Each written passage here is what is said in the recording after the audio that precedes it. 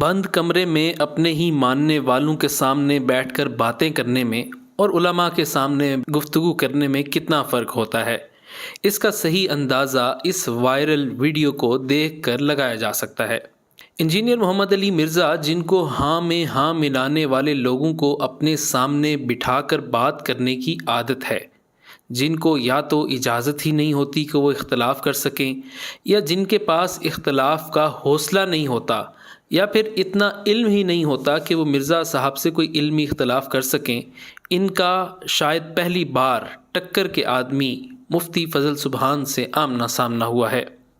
ہوا کچھ یوں کہ جی ٹی وی کے پروگرام عرفان رمضان میں یوم ولادت باسعادت نواسہ رسول صلی اللہ علیہ وسلم سیدنا حسن رضی اللہ تعالی عنہ کے عنوان پر پروگرام تھا، جس میں موصوف انجینئر صاحب ویڈیو لنک پر، جبکہ مولانا فضل سبحان اور دیگر علماء اسٹوڈیو میں موجود تھے، اور حضرت حسن رضی اللہ تعالیٰ عنہ کی ولادت کے عنوان اور ان کے فضائل و مناقب پر بہت ہی خوبصورت گفتگو چل رہی تھی۔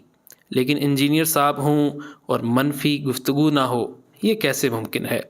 انجینئر صاحب نے اپنی فطرت کے عین مطابق گفتگو کا رخ اختلافات کی طرف موڑ دیا، اور فضائل و مناقب پر مشتمل گفتگو کو خام خواہ حب اہل بیت کی وجہ سے نہیں بلکہ بغض صحابہ کی وجہ سے اختلافی موضوعات کی طرف لے گئے، جس پر پروگرام کے میزبان محمد اویس ربانی نے وضاحت بھی کی کہ ویسے ایک ایسا پیارا سا ماحول ہے، امن پسند مزاج لوگ یہاں بیٹھے ہوئے ہیں، اور ظاہر ہے میں نے کوشش بھی یہی کرنی ہے، میری حتماً کوشش یہی رہے گی کہ ہم فضائل اور مناقب پہ رہیں۔ اور ہاں، یہ بات تو ہے، آج فضائل اہل بیت کا دورہ ہے۔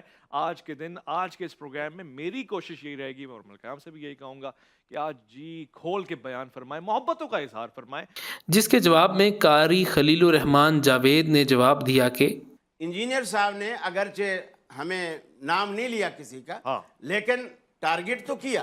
اس میں یہ کہ انہوں نے یہ بات چھیڑی کہ جب فضائل اہل بیت کی بات ہو تو یہ خواہ بیچ میں صحابہ کو گھسیڑ کر اس سے جو ہے وہ علیحدگی کا اختیار کرتے۔ تو کیا یہ کام انہوں نے آج نہیں کیا کہ یعنی صحابہ کی تعریف ان کو برداشت نہیں ہوئی؟ اس کے بعد میزبان نے صلح اور اچھا پیغام کے متعلق گفتگو کی۔ یہ شرائط کیا ہیں، ان پہ عمل درآمد ہونا اور پھر محبت اور اتفاق کا میل ہو رہا ہے، اس کو ذرا بیان فرما دیں۔ جس کو موصوف مرزا صاحب نے اختلاف کی نظر کر دیا اور اپنا وہی رٹا رٹایا لیکچر شروع کر دیا جو تقریباً ان کی ہر مجلس کا لازمی جزو ہے۔ بنو امیہ کے ممبروں سے جو سب و شتم کا سلسلہ کیا گیا ہے حضرت علی کے اوپر، جو لوگ یہ کہتے ہیں یہ تنقید تھی، مسلم شریف میں 6229 نمبر حدیث ہے، ابو تراب پر لعنت کے الفاظ ہے، وہ گالی سے بھی بڑھ کر لعنت کرتے تھے، نعوذ باللہ، ممبروں سے۔ جب موصوف نے تمام حدیں پار کر لیں اور اس اتحاد کی فضا کو خراب کر دیا اور خواہ مخواہ موضوع کو اختلافات اور غیر مصدقہ اور من مانی تشریحات کا انبار لگا دیا، تو اب مفتی فضل سبحان نے اپنا حق ادا کرنے کا فیصلہ کیا اور ایسی گفتگو کی کہ سب اشش کر اٹھے۔ وہ گفتگو آپ بھی سنیں۔ ایک بچہ پیدا ہوا اور پیدا ہوتے ہی اس کی آنکھ میں سرخ کلر کا لینس لگا دیا گیا۔ اس بچے کو بھی پتہ نہیں تھا کہ میرے ساتھ یہ کہانی ہوئی ہے۔ اب وہ بچہ جب بڑا ہوا اس کو ہر چیز سرخ ہی سرخ نظر آنے لگی۔ لوگ اس کو کہہ رہے ہیں یہ ہری ہے، یہ پیلی ہے، یہ سفید ہے، یہ بلیک ہے، لیکن وہ ساری دنیا سے لڑنے لگا کہ ساری چیزیں سرخ ہیں۔ یہ جو پیراڈائم ہوتا ہے نا، نیگیٹو پرسیپشن، نیگیٹیویٹی، تو یہ جب ذہن میں آ جاتی ہے پھر آدمی ہمیشہ انتشار کی بات کرتا ہے۔ بنیادی طور پر ایک بات یہ ہے کہ یہ جو جملہ کہا جاتا ہے جی پوری حدیث بیان کی جائے، بعض لوگ تو حدیث بھی بیان نہیں کرتے، نمبر بتاتے ہیں، اور اگر پوری حدیث ہم یہاں بتائیں تو اس کے لیے اویس صاحب آپ کو چاہیے کہ مجھے 1 گھنٹہ دے، قاری صاحب کو 1 گھنٹہ دے، شاہ صاحب کو 1 گھنٹہ دے، پھر ہم پوری حدیثیں بیان کریں گے۔ ظاہر ہے جو مناسبت ہوتی ہے، ہم صحابہ کی بات کرتے ہیں تو برا لگ گیا، موضوع کیا ہے، بات کیا، یہاں پر بات کیا ہے اور اس سے irrelevant باتیں بیان کی جاتی ہیں۔ تو ایک بات تو یہ ہے، میں نے شروع میں عرض کیا کہ بھائی اہل بیت کی عظمت اور فضیلت کی جو ہم حدیث پڑھتے ہیں روایت کرنے والے صحابہ ہیں، صحابہ کی جب فضیلت بتاتے ہیں روایت کرنے والے اہل بیت ہیں۔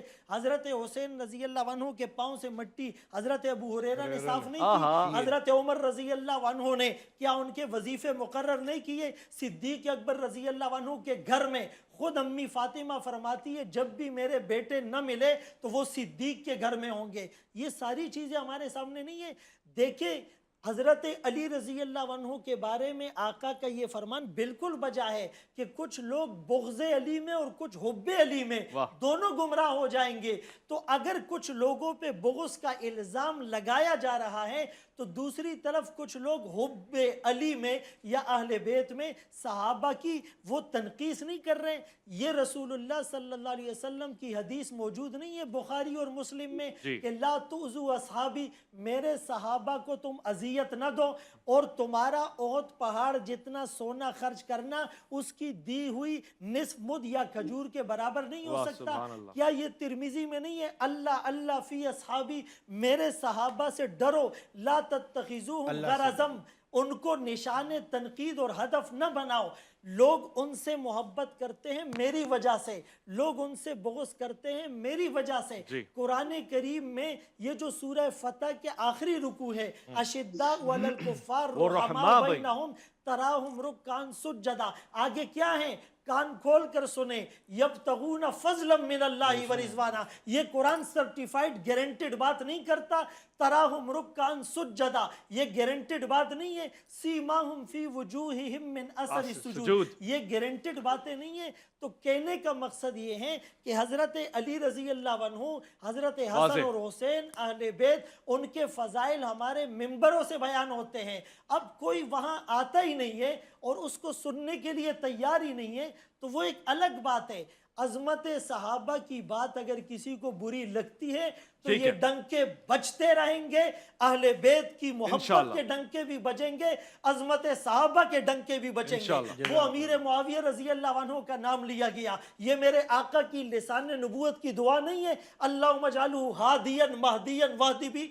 میرے آقا نے نہیں کہا اس کے سینے کو علم سے بھر دے، میرے آقا نے نہیں کہا پہلا بیری بیڑا حضرت معاویہ تیار کریں گے۔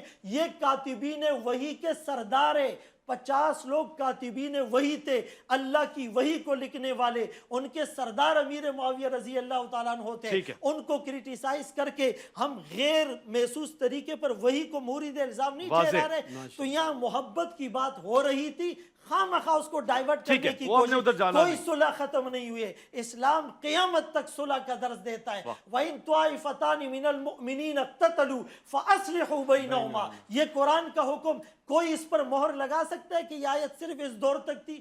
قرآن ویلڈ ہے اور قیامت کی سورج تک ویلڈ ہے۔ بہت خوب، بہت شکریہ مفتی فضل۔ یہاں یہ بات بھی قابل غور اور قابل توجہ ہے کہ موصوف جب بھی گفتگو کرتے ہیں ان کی گفتگو پیار، محبت، امن، رواداری اور اتحاد کے بجائے اختلاف، تفرقے اور بغض پر مبنی ہوتی ہے، جس سے لوگوں میں دوریاں پیدا ہو رہی ہیں، اختلافات بڑھ رہے ہیں اور نفرتیں پیدا ہو رہی ہیں۔ ٹیلی ویژن چینلز اور اینکرز کو بھی سوچنا چاہیے کہ ایک ایسے شخص کو اپنا مہمان بنا کر کیا آپ کوئی مثبت کام کر رہے ہیں یا بلا واسطہ طور پر تفرقے، اختلاف اور بغض کو ہوا دے رہے ہیں۔